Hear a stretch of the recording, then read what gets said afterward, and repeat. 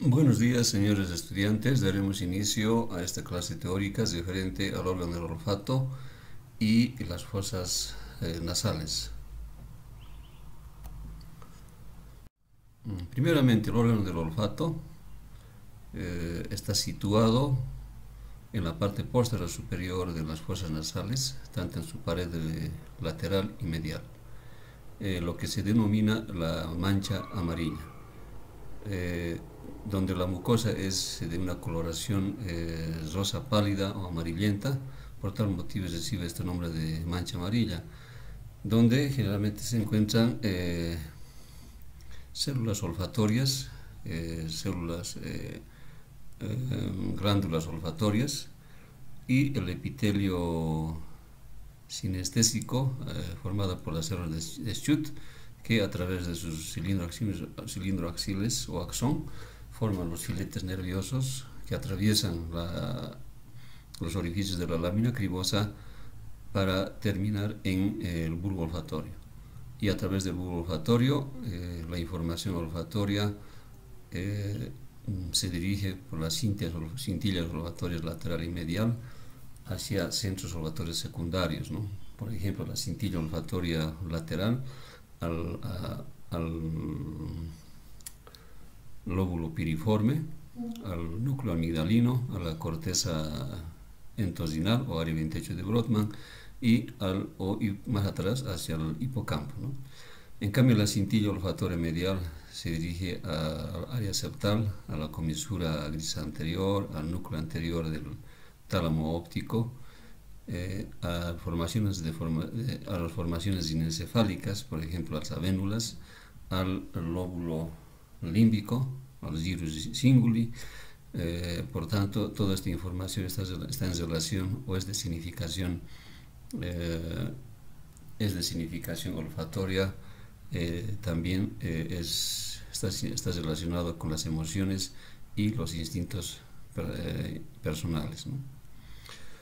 Bueno, entonces, fíjense, la información olfatoria se hace conciencia en estos centros de la corteza cerebral indicadas anteriormente. En esta otra imagen observamos la nariz de forma piramidal, un vértice superior en la base anterior inferior. Aquí se puede observar en su configuración externa la raíz, el dorso de la nariz, el lóbulo de la nariz o vértice de la nariz, las narinas lateralmente, el orificio nasal anterior o narinas, y por debajo del tabique nasal observamos una depresión de forma triangular denominada el filtro triangulares. Lateralmente la nariz está limitada por surcos. Acá tenemos en la parte superior el surco nasopalpebral, el surco nasogeniana y el surco más inferiormente nasolabial.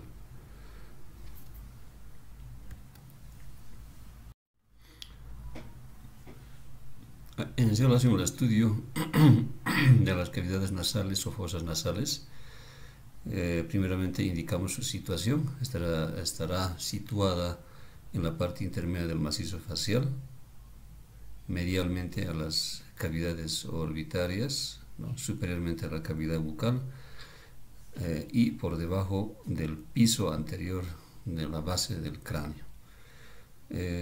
Para su estudio se divide en tres acápites. Primeramente estudiaremos el armazón esquelético óseo que corresponde a este sitio, ¿no? Formado por el rostro de la nariz, la postfrontal del maxilar superior, el unguis y el etmoides más posteriormente. El armazón esquelético cartilaginoso que complementa la nariz propiamente dicha en su parte anterior, la mucosa que se viste internamente, tanto en todas sus paredes, pared medial, lateral, superior e inferior, y por último las cavidades neumáticas denominados senos paranasales, en este caso el seno frontal en la parte superior, medialmente a la apófisis orbitaria medial del frontal, el seno etmoidal en los laberintos etmoidales, el seno esfenoidal, posteriormente a los laberintos etmoidales en el cuerpo de los esfenoides, y el seno maxilar, ¿no? mucho mayor, mucho más grande que los anteriores, interiormente en las apófisis piramidales zigomáticas del maxilar superior.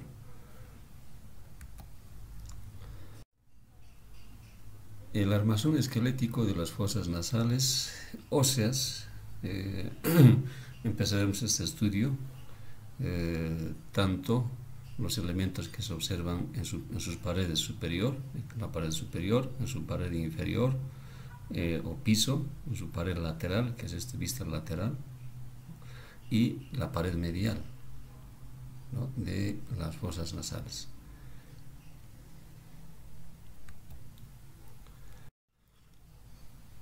En relación a la pared lateral, en esta pared lateral, que en esta imagen tenemos circunscrito elementos óseos, prácticamente los cornetes nasales inferior, medio, superior.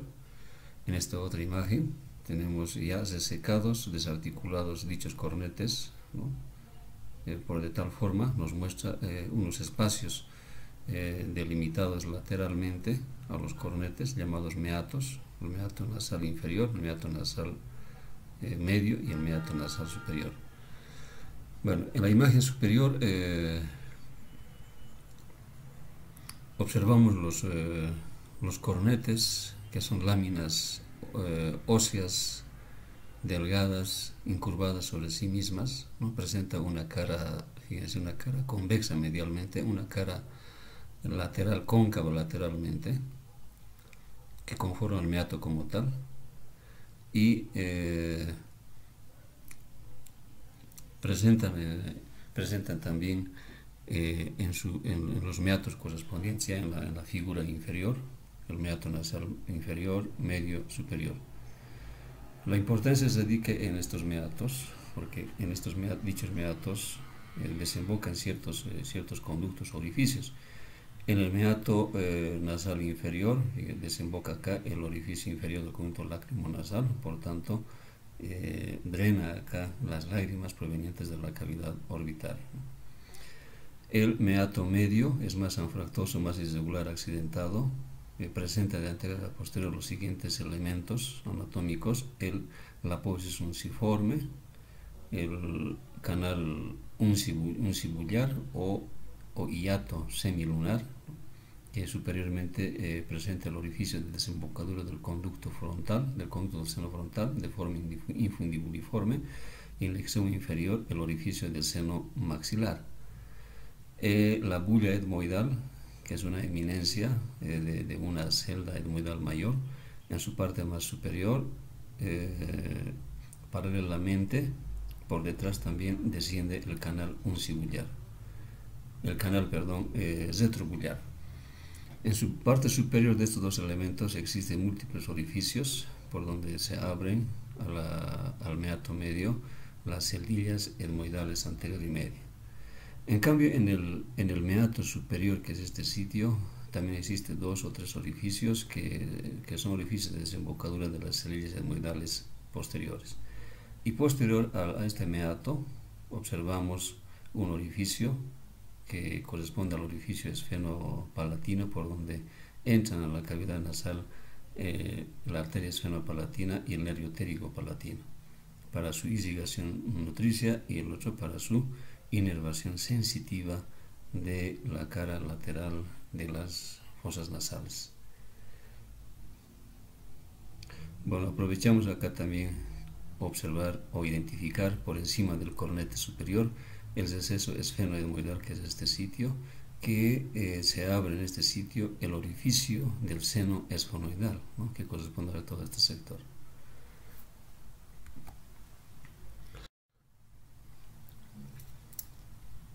La pared superior ósea de las cavidades nasales es todo este sector, que lo ven, comprendido en 4 segmentos.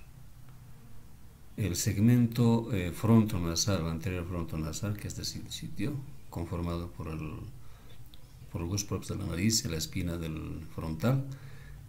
Luego el segmento medio o etmoidal, conformado por la lámina cribosa del etmoides.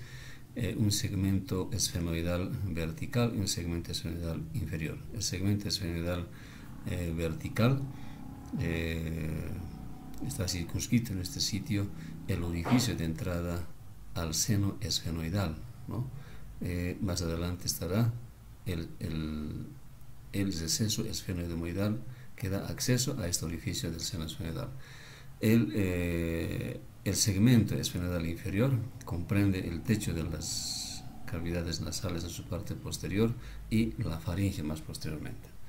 La pared medial, este es representado en esta imagen, está formado por dos elementos óseos, la lámina perpendicular del etmoides, más inferior posteriormente, el hueso Bomer, conformando en su parte más posterior el tabique, ¿no?, óseo de las fosas nasales. La lámina perpendicular, que es esto del etmoides, de forma pentagonal, tiene 4 bordes, un borde superior, un borde antero-superior, un borde antero-inferior, los cuales se articulan con el cartílago del tabique nasal, el borde póstero superior, el borde póstero inferior. El borde póstero superior, que se va a articular con la cresta esfenoidal anterior del cuerpo de los esfenoides, y el borde póstero inferior con el borde anterior del Bomer. En cambio, aquí tenemos el Bomer de forma cuadrangular, ¿no?, con su borde anterior articulado al borde póstero inferior de la lámina perpendicular del etmoides, y en su parte más anterior, de este borde anterior, se articula con el borde póstero inferior de la lámina cartilaginosa del tabique nasal. En cambio, el borde posterior que conforma el límite medial de las coanas, ¿no?, orificios nasales posteriores. La pared inferior es cóncava superiormente, más amplio que la pared superior, y presente en este sitio de anterior a posterior la cresta incisiva, que es este sitio. Acá estará la espina nasal anterior, cresta incisiva, el orificio de entrada a la fosa nasal del conducto incisivo, por donde pasa o atraviesa los vasos neuronasopalatinos. Más posteriormente encontraremos una sutura entre la lámina horizontal del palatino y la apófisis palatina en su parte posterior.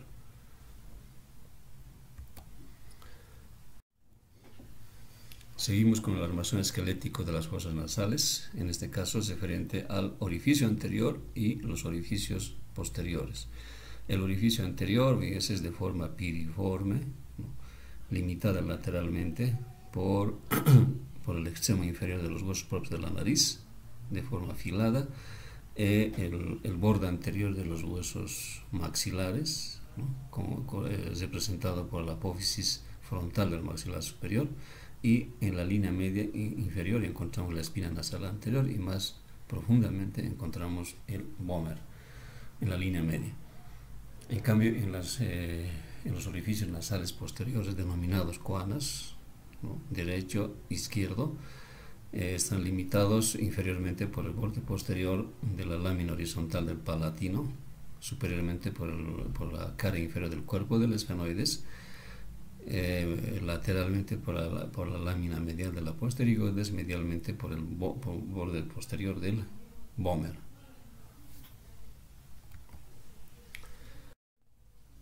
Referente al esqueleto cartilaginoso de la nariz, existen 3 cartílagos principales, y cartílagos accesorios. Primero daremos lugar al estudio del cartílago del tabique de la nariz, posteriormente al cartílago del lateral de la nariz, seguidamente el cartílagos alares mayor y menor de la nariz, y seguidamente luego los cartílagos inconstantes que se encuentran en los espacios correspondientes intercartilaginosos. El cartílago del tabique nasal, fíjense, es de forma cuadrangular, por lo tanto tiene un borde póstero superior, un borde póstero inferior, que es este sitio, un borde antero superior, un borde antero inferior. El borde antero superior se adhiere a la cara profunda de la piel. El borde póstero superior se articula al borde antero superior de la lámina perpendicular del etmoides, y el borde póstero inferior se articula al borde antero inferior y además de eso al borde anterior del mómer, ¿no? En cambio el borde antero inferior, que lo vemos acá, el borde se articula o tiene mucha relación con los cartílagos alares mayores. El cartílago vómero-nasal es un cartílago inconstante supernumerario que se puede observar en el borde antero inferior, en este sitio, ¿no? Que son dos laminillas cartilaginosas, una derecha y otra izquierda, en este borde antero inferior del cartílago del tabique nasal. En relación a los cartílagos laterales de la nariz, son de forma triangular, que lo vemos en esta imagen. Tiene tres bordes, un borde anterior, un borde superior y un borde inferior. El borde anterior se articula al borde antero superior del cartílago del tabique nasal. El borde superior se articula acá al extremo inferior de los huesos propios de la nariz, y el borde inferior se articula acá a los cartílagos del ala mayor de la nariz. Los cartílagos alares mayores y menores, este es el cartílago alar mayor, cartílago alar menor. El cartílago alar mayor, fíjense, es de forma de una U abierta superior y posteriormente. Presenta dos segmentos, un segmento lateral, que es este sitio, un segmento medial, fíjense, y un segmento medio intermedio que representa el lóbulo o el vértice de la nariz. El cartílago alar menor, ¿no? está prácticamente situado en las alas de la nariz, ¿no? Interpuesta entre el tejido fibroadiposo del ala de la nariz, y también se observan otros cartílagos accesorios, ¿no? En el espacio entre los cartílagos en esta área del ala de la nariz. Y la membrana fibrosa de la nariz que fija los espacios intercartilaginosos. En esta otra imagen observamos una vista frontal e inferior de las fosas nasales. En este caso observamos los cartílagos alares mayores. Este es el cartílago alar mayor derecho, cartílago alar mayor izquierdo, y acá vemos el cartílago del tabique, la parte inferior del cartílago del tabique nasal. En cambio, en su parte más lateral de las alas de la nariz, que es este sitio, habíamos indicado que se presenta un tejido fibroadiposo, ¿no?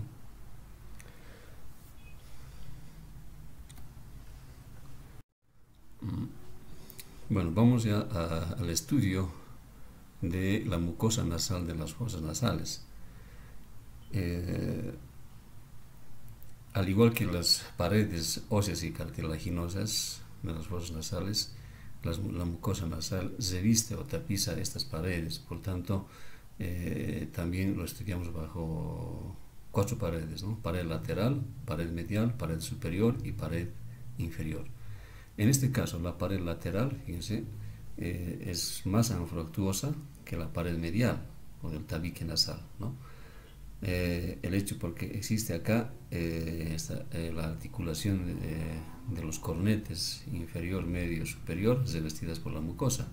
Por tanto, en esta pared lateral encontramos 3 zonas, ¿no? La zona posterior o conchal o de los cornetes, la zona preconchal o preturbinal, que es este sector, ¿no? Y la zona supraconchal o supraturbinal, que es este sector por encima del cornete nasal superior, ¿no?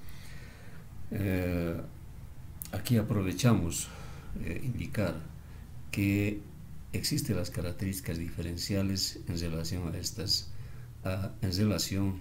a dos corredores, ¿no? El corredor olfatorio, que es todo ese sector, y el corredor respiratorio, que corresponde a esta parte, ¿no? Conformado por la parte superior del cornete inferior y el cornete medio. Las características diferenciales de estos dos corredores están en relación, primero, a la morfología, segundo, al aspecto de la mucosa, tercero, a la vascularización y cuarto, a la inervación. En relación a la morfología, el corredor olfatorio es más liso, la mucosa es más lisa, delgada y desprovista de glándulas mucosas y de cilios, producto que su coloración es más rosada, amarillenta, en su parte posterior superior, donde se encuentra la mancha amarilla, origen del primer par craneal olfatorio. En cambio, el corredor respiratorio, que es este sector, su morfología es más accidentada, irregular, anfractuosa, por el hecho que se encuentran acá los cornetes nasales, ¿no? Descritos anteriormente.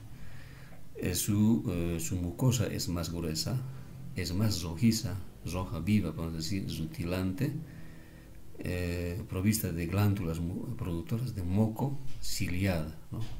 Prácticamente presenta un epitelio pseudoestratificado ciliado, productor de moco, ¿no?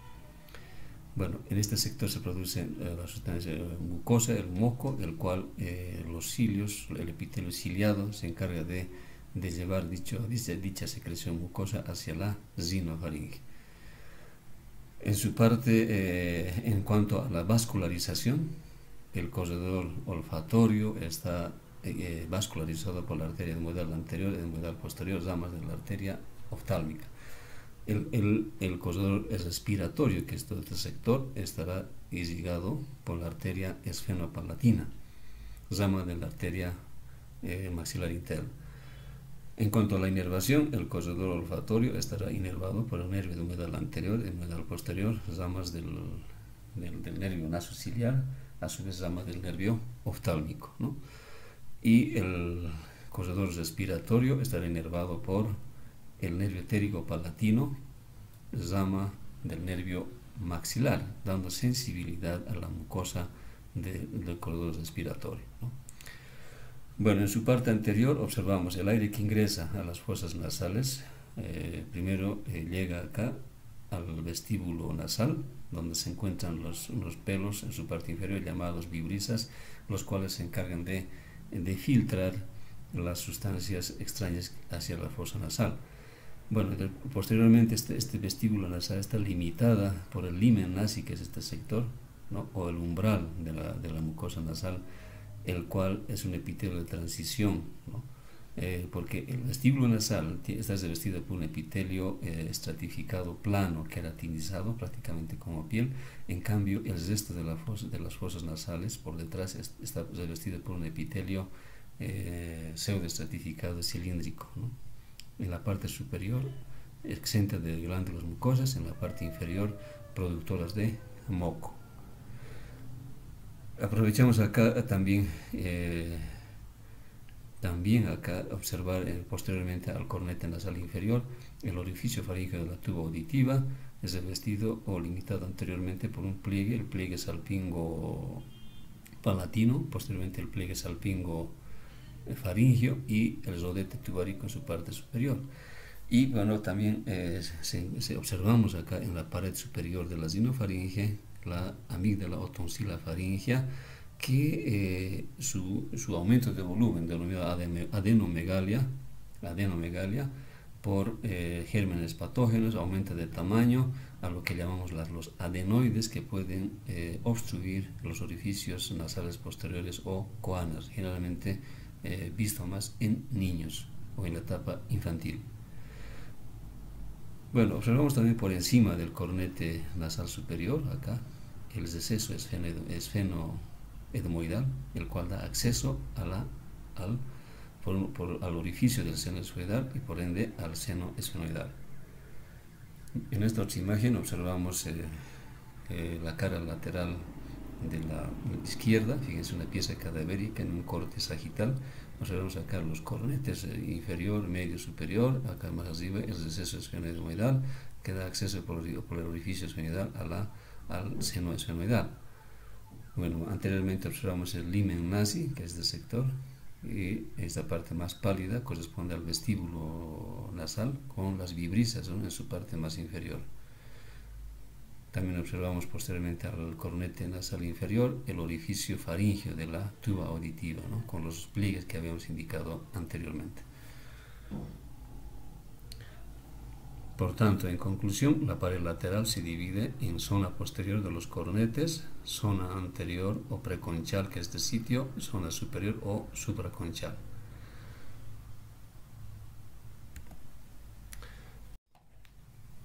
La mucosa nasal estudiamos desde estos tres puntos de vista: la zona conchal, zona preconchal, zona supraconchal. En mayor detalle, la zona conchal o turbinal, ya desecados o desarticulados los coronetes, fíjense, observamos elementos importantes como meatos nasales, ¿no? Los meatos nasales son espacios delimitados medialmente por la cara lateral cóncava de los coronetes y lateralmente por la cara lateral de las fosas nasales. El meato nasal inferior, que vemos en este sitio, da acceso, acá drena el orificio de salida del conducto lacrimonasal, por tanto acá se observa el drenaje o el desague de las lágrimas entremezcladas con el moco, ¿no? El meato nasal medio corresponde al sector, ¿no? De adelante o de anterior a posterior. Acá identificamos el pliegue unciforme, el canal uncibullar o el hiato semilunar en su extremo superior, fíjense, a través de esta sonda conectándose con el seno frontal, ¿no? Por tanto, acá el conducto que drena el seno frontal se denomina el conducto frontal de forma infundibuliforme, que se abre al extremo superior del canal uncibullar o hiato semilunar. En su extremo inferior encontramos el orificio del seno maxilar, ¿no? Y observamos más posteriormente la bulla etmoidal y el canal retrobullar, en cuya parte superior habíamos indicado que se abren los orificios de las células etmoidales anteriores y medias. En el meato, fíjense, en el meato superior observamos 2 a 3 orificios que dan acceso o salida a las células etmoidales posteriores. Y superiormente a este meato encontramos el receso esfenoidal visto anteriormente, que da acceso al orificio del seno esfenoidal, ¿no? Es bien importante este sitio porque da acceso desde el punto de vista quirúrgico a la extirpación de tumores de la glándula hipófisis situadas en la silla turca. La zona preconchal, ya hemos indicado que es este sitio, la parte anterior a los coronetes, delgada, pálida o rosada, de color rosado, ¿no? Y la zona supraconchal, que es el sector más angosta, superiormente a los coronetes superior, ¿no? Donde prácticamente se encuentra el origen del primer par craneal en la denominada mancha amarilla.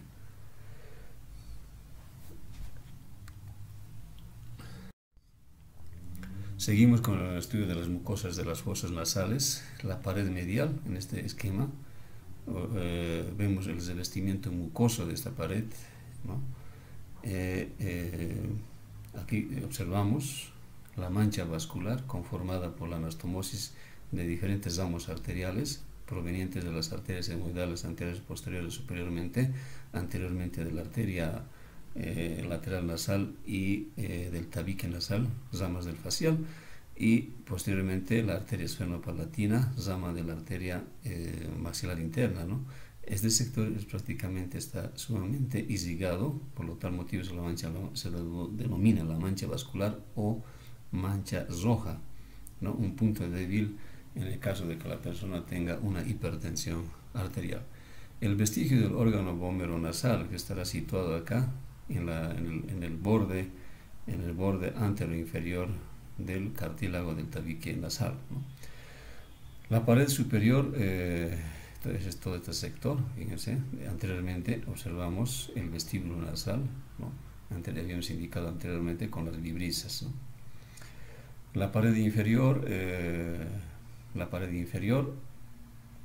bueno, es un canal, ¿no? Cóncavo hacia arriba, ¿no? Y habíamos indicado que encontramos el orificio del conducto incisivo por donde penetran o pasan los vasos y nervios nasopalatinos, los orificios nasales anteriores, que observamos acá, o narinas, y los orificios posteriores o coanas, que habíamos delimitado en el estudio óseo, esqueleto óseo, sus límites correspondientes, ¿no? Acá observamos los cornetes, fíjense, cornete nasal inferior, cornete nasal medio. Ya entrando al estudio de los senos paranasales, sabemos que los senos paranasales son cavidades neumáticas repletas de aire, cuya función principal es alivianar o aligerar el peso de los huesos del cráneo, y como segunda función sirven como cajas de resonancia de la voz emitida en la laringe. Se divide como grupo maxilar, fíjense, que está dentro de las apófisis piramidales del maxilar superior, el grupo etmoidal, que está en los laberintos etmoidales derecho e izquierdo, y el grupo esfenoidal en la parte posterior al etmoides.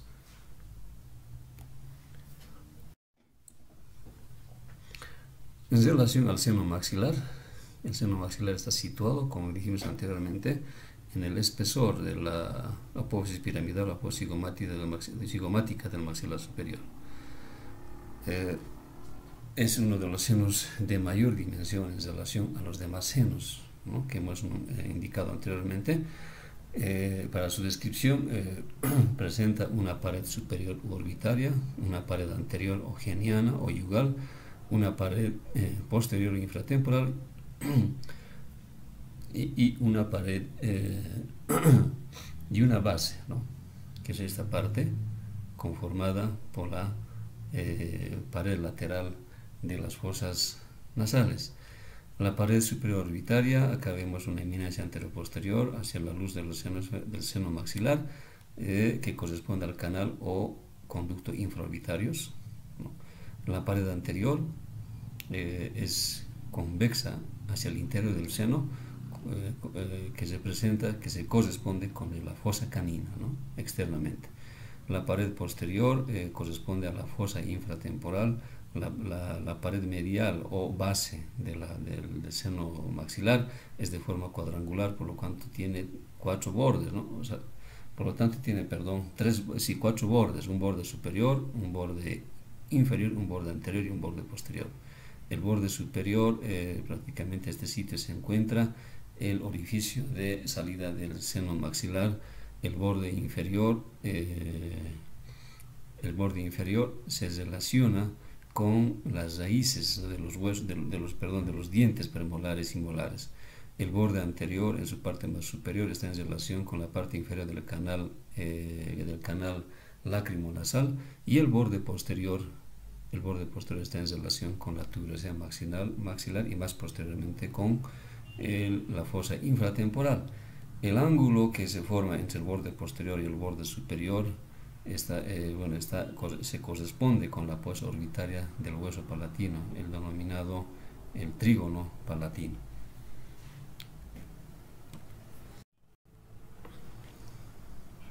En relación a las celdas etmoidales, ya dijimos anteriormente, está situada en el interior de los laberintos etmoidales o masas laterales del etmoides.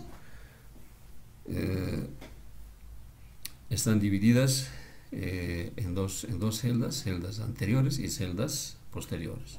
Algunos lo dividen en celdillas anteriores, medias y posteriores, y algunos otros localizan, ¿no?, celdillas etmoidofrontales, celdillas etmoidoesfenoidales, celdillas etmoidomaxilares y celdillas etmoidounguiales, ¿no?, producto de que el etmoide se encuentra alrededor del hueso etmoide se encuentra situado otros huesos vecinos. Las celdillas etmoidales anteriores, ¿no?, de los laberintos etmoidales drenan o se abren al hiato semilunar. Este lugar es el hiato semilunar, que corresponde prácticamente a las flechas verdes que denotamos en esta imagen. También drena medial a la apófisis unciforme, ¿no? También drenan a través de la trabécula uncibular, una laminilla ósea en la parte superior de la apófisis unciforme, y la bulla etmoidal, ¿no?, trabécula uncibular. y en el canal retrobuliar, es decir, es un canal que está detrás de la bulla etmoidal.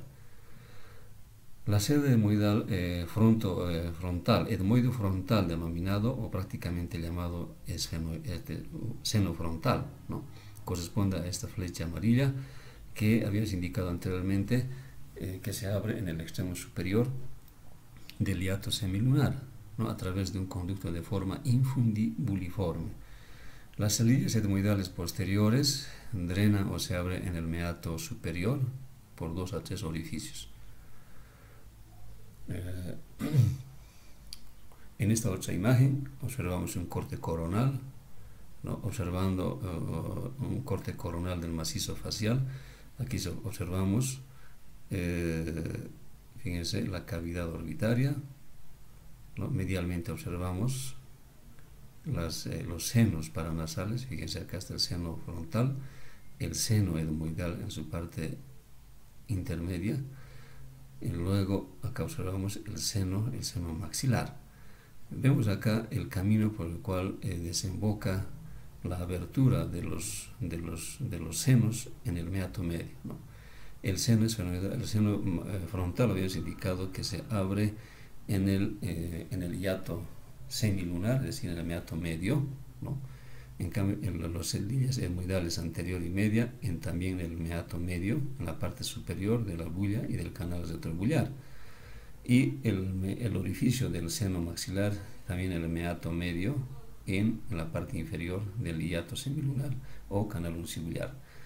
Bueno, debido a esta disposición de drenaje del seno frontal, seno etmoidal, seno maxilar, una obstrucción de una secreción purulenta mucosa en la parte más inferior proveniente del seno maxilar obstruye prácticamente el drenaje de los senos que se encuentran más superiormente, es decir, el seno frontal, el seno etmoidal, hacia la luz de las fosas nasales o el meato común, como lo llaman.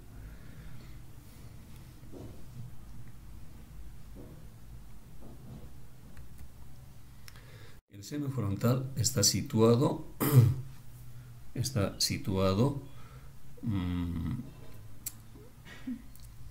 medialmente a la apófisis orbitaria del frontal. También está situado posteriormente a la región superciliar. Es de forma piramidal, como lo observan ustedes. Acá está el seno frontal. Para su estudio tiene 3 paredes: pared anterior, en relación con la región superciliar, pared posterior en relación con las meninges y por ende con el cerebro anterior, pared medial conforma el tabique en relación con el seno frontal contralateral. La pared inferior o base, ¿no?, tiene una parte lateral u orbitaria que conforma parte del techo de la cavidad orbitaria, y una parte medial etmoidal, donde se encuentra el conducto de drenaje de forma infundibuliforme hacia el extremo superior del hiato semilunar, ¿no?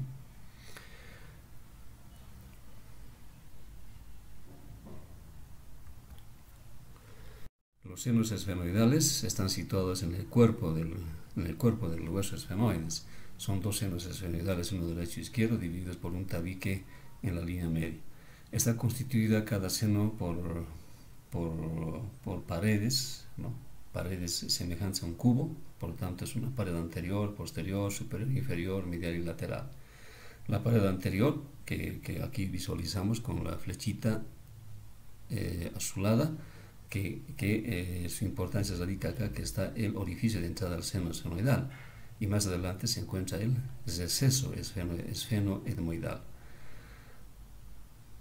Presenta también un segmento etmoidal más lateralmente articulado con la cara posterior del laberinto etmoidal, ¿no?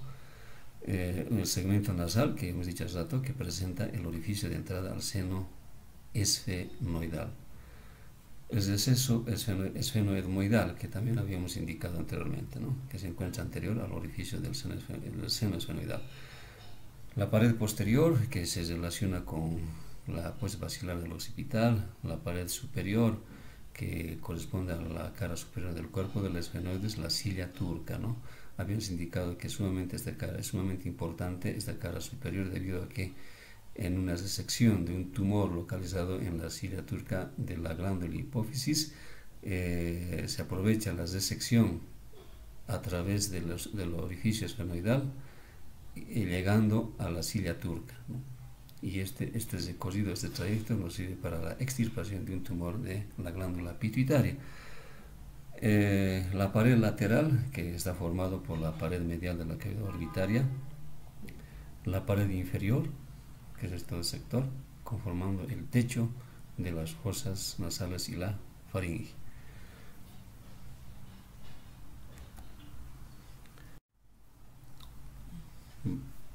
En relación a la vascularización de las cavidades nasales, las cavidades nasales están irrigadas por las arterias nominadas en esta diapositiva: la etmoidal anterior, la etmoidal posterior, palatina descendente, esfenopalatina, palatina mayor, lateral nasal, el tabique nasal. La irrigación nutricia proveniente de estas arterias: acá tenemos la representación de la arteria etmoidal anterior, la arteria etmoidal posterior, ramas de la arteria oftálmica. En su parte anterior tenemos la irrigación por parte de la arteria lateral nasal y del tabique nasal, que son ramas de la arteria facial, y por la parte posterior tenemos la arteria esfenopalatina, ¿no? Que todas estos tres tipos de arterias confluyen al tercio anterior del tabique nasal, conformando la mancha roja o área de Kesselbach, punto débil que habíamos indicado anteriormente. Bueno, en esta otra imagen tenemos la misma conformación de la irrigación nutricia de las arterias, ¿no? Por las arterias que nominamos anteriormente. En relación al drenaje o al retorno venoso de las fosas nasales, las venas satélites de las arterias etmoidales anterior y posterior drenan en la vena oftálmica superior, y la vena oftálmica superior drena en el seno cavernoso.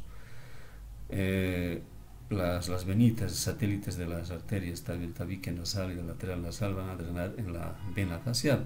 En cambio, las venitas satélites de la arteria esfenopalatina drenan en el plexo pterigoideo, ¿no? Que se encuentra en la fosa infratemporal. Esta disposición venosa en la zona posterior o conchal da el aspecto de un cuerpo cavernoso, tejido cavernoso, cuyo tejido cavernoso le da un aspecto de la mucosa mucho más gruesa que hemos dicho anteriormente en relación al corredor olfatorio. Bueno, está conformada por venitas superficiales y venitas profundas en este sector, anastomosadas entre sí. En relación a los linfáticos, ¿no? La red linfática que se encuentra situada en las fosas nasales posteriormente drena o confluye a los nódulos linfáticos retrofaringeos y cervicales profundos. En cambio, anteriormente drena o confluye a los nódulos linfáticos submandibulares o cervicales superficiales. La inervación de las fosas nasales. Las fosas nasales está inervada prácticamente desde tres puntos de vista. Primero, sensorial, inervación sensorial. Segunda, inervación sensitiva. Y tercero, inervación vegetativa. La inervación olfatoria, bueno, es sensorial olfatoria, ya habíamos indicado anteriormente, está en relación con el nacimiento, origen del primer paro olfatorio en la parte posterior superior, denominada mancha amarilla.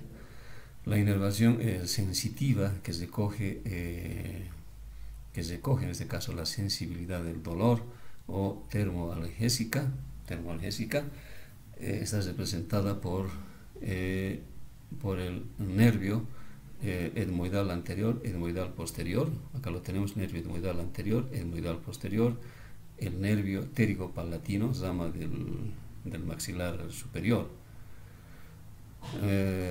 Bueno, en su parte más posterior, 2/3 posteriores, estará más representado por el nervio pterigopalatino. Sus ramas, fíjense acá, ramas posterolaterales. Acá está la rama medial, ¿no? O nasopalatinas. que prácticamente da inervación sensitiva, ¿no? Termoalgésica, a la mucosa que reviste los cornetes inferior, medio y superior. En cambio, en su tercio más superior es territorio del nervio oftálmico a través del nervio etmoidal anterior, etmoidal posterior. El etmoidal anterior acá se divide en el techo de la cavidad nasal, se divide en el ramo nasal externo y el ramo nasal interno. Y acá aprovechamos también visualizar algunas otras ramas del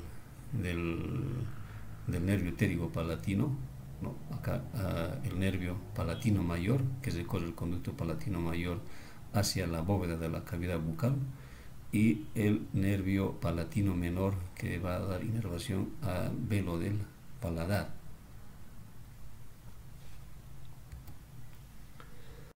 Por último, la correlación clínica.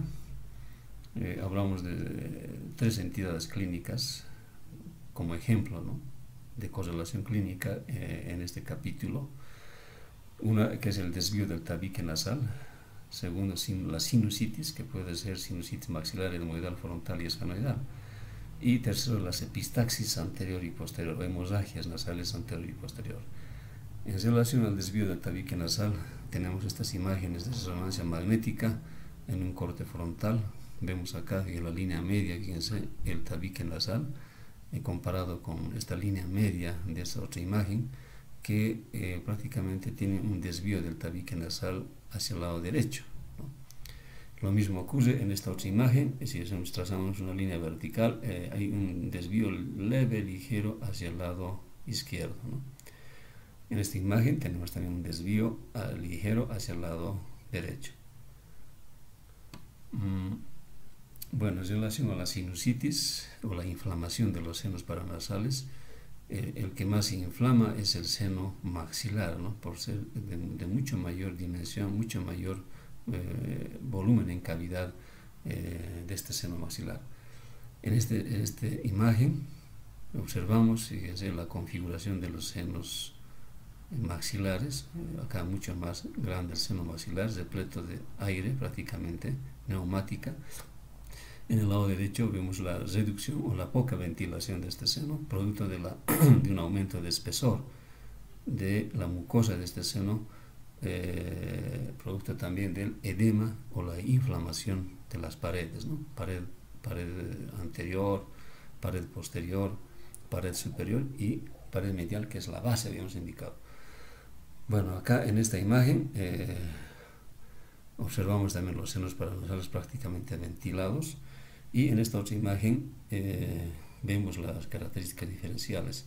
El derecho y el izquierdo. El izquierdo, fíjense, tiene una imagen radio opaca, ¿no?, lo que quiere decir que está repleta de una secreción aparentemente purulenta, ¿no?, que tiene dificultad en acceso hacia las fosas nasales. En cambio, el seno maxilar derecho está prácticamente ventilada, excepto, ¿no?, también comprometida en su parte, fíjense, superior orbitaria, y en su parte inferior o el borde inferior. En esta otra imagen observamos una imagen del seno maxilar con conexión hacia el alvéolo dentario. Prácticamente el alvéolo dentario con el seno maxilar presenta una abertura producto de una extracción dentaria de causa odontógena, ¿no? Si existe esta lesión o esta conexión con el alvéolo dentario, ya habíamos indicado que los gérmenes de la cavidad bucal penetrarán al seno maxilar, produciendo una sinusitis maxilar. En esta otra imagen observamos en relación a las epistaxis anterior y posterior. El plexo de Kieselbach, habíamos dicho también la mancha roja o vascular, fíjense, del tabique nasal, o también de la pared lateral de las fosas nasales en relación con los cornetes, que está sumamente irrigado, conformando una red arterial o venosa a este nivel. La red arterial, ya habíamos indicado qué arterias participan: anteriormente las ramas de la arteria facial, posteriormente ramas de la arteria maxilar, superiormente ramas de la arteria oftálmica. Bueno, acá generalmente acá se presenta hemorragias anteriores o epistaxis anteriores de causas múltiples, ¿no? Una causa común que se observa es por aumento de la presión arterial. En esta otra imagen observamos una hemorragia epistaxis posterior, ¿no? Comprometida acá la arteria esfenopalatina, rama de la arteria maxilar interna, cuya hemorragia es mucho más peligrosa, mucho más severa, porque la sangre fluye a través de la rinofaringe o bucofaringe, ¿no? Bucofaringe, en una apertura bucal se observa que la persona deglute la sangre prácticamente.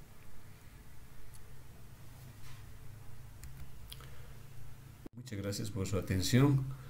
Hasta la próxima. Gracias.